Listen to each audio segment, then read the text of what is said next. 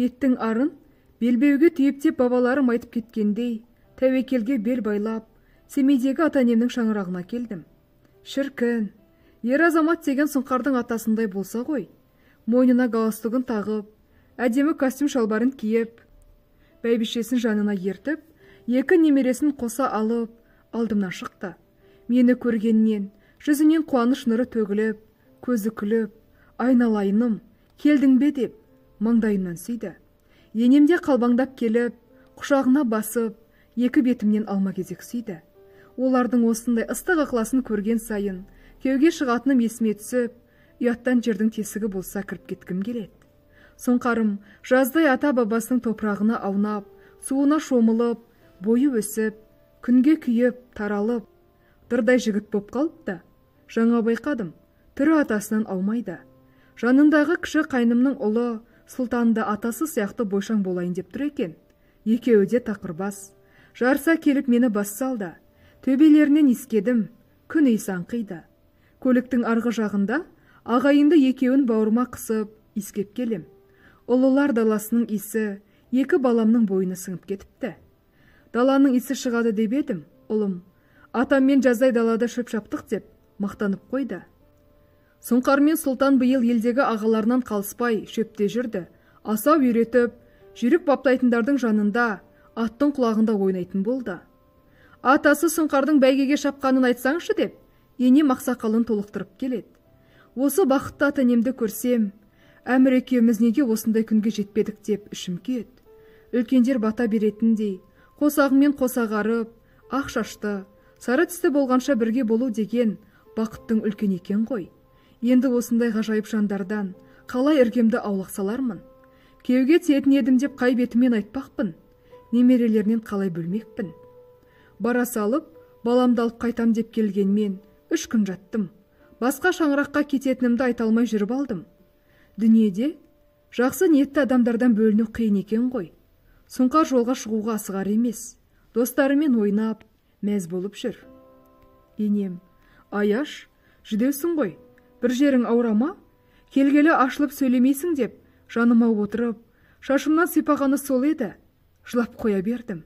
Ойбай, айналайыным-ай, не болды деп? Шошып кетті Кейуана. Апа, мен бірдеңені айта алмай жүрмін деп, иығым селкілдеп, тоқтай алар емеспін. Айта ғой, сен де менің туған қызымдайсың енді. Алыста болсаң да жанымда жүргендейсің. Сұңқарым екеуіңнің тілеуіңді тілеп отырмыз деп еді. Жүрегім одан әрі елжіреп, осы мен естеп жүрмін. Мынандай жанашырларымнан бөлініп қайда бара жатырмын?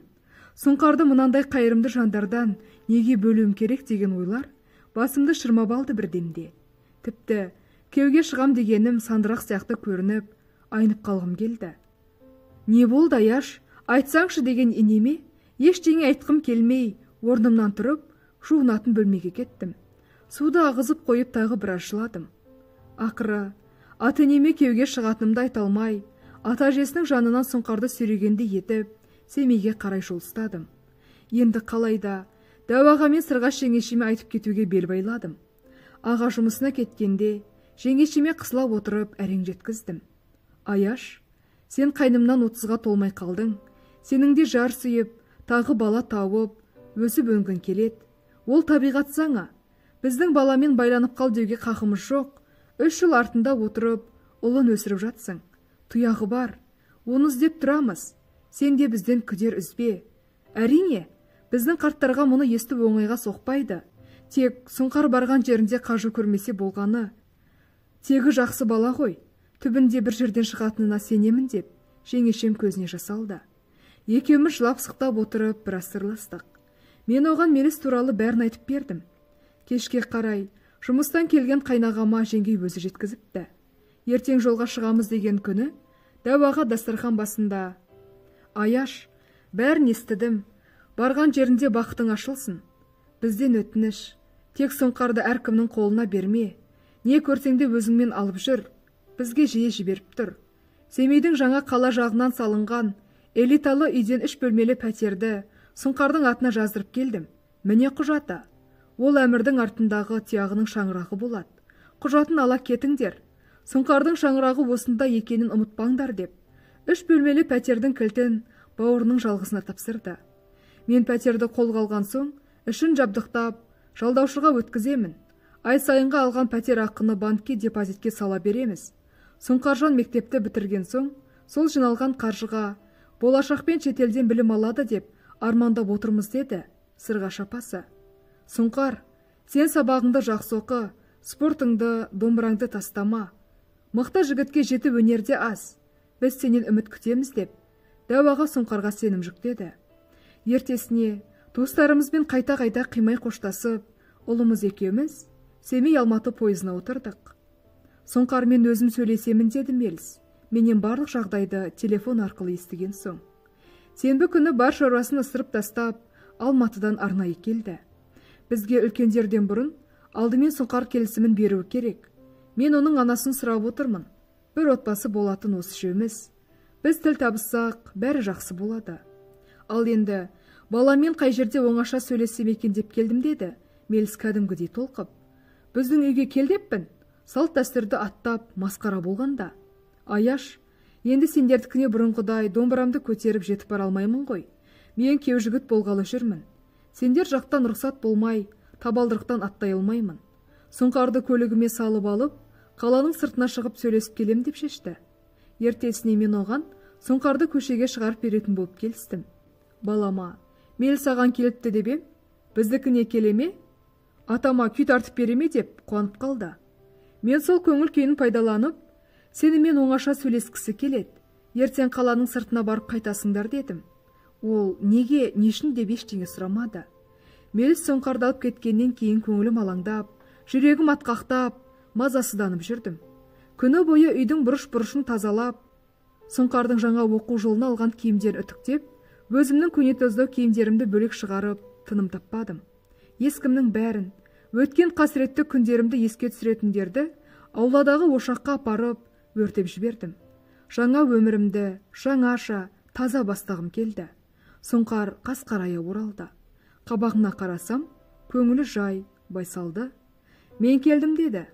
Тамақтанасың ба деп едім.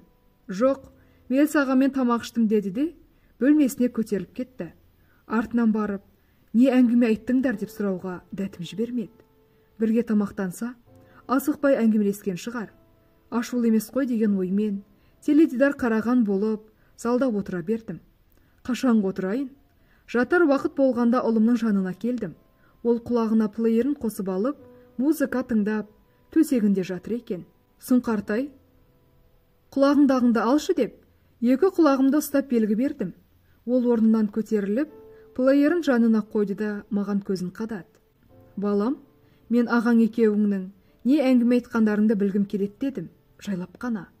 Ол көзін аударып төңкеріп, аскем отырды да, екеуміз туралы сөйлестік деді, ашыла қоймай. Анық айтсаңшы, не деп сөйлестіңдер деп, мен де қоймадым тақымдап. Сіздер үйленсеңіздер, Алматыға бірге кетейік деді. Сен не дедің деп, әр жауапты сауып алып отырмын. Білмеймін.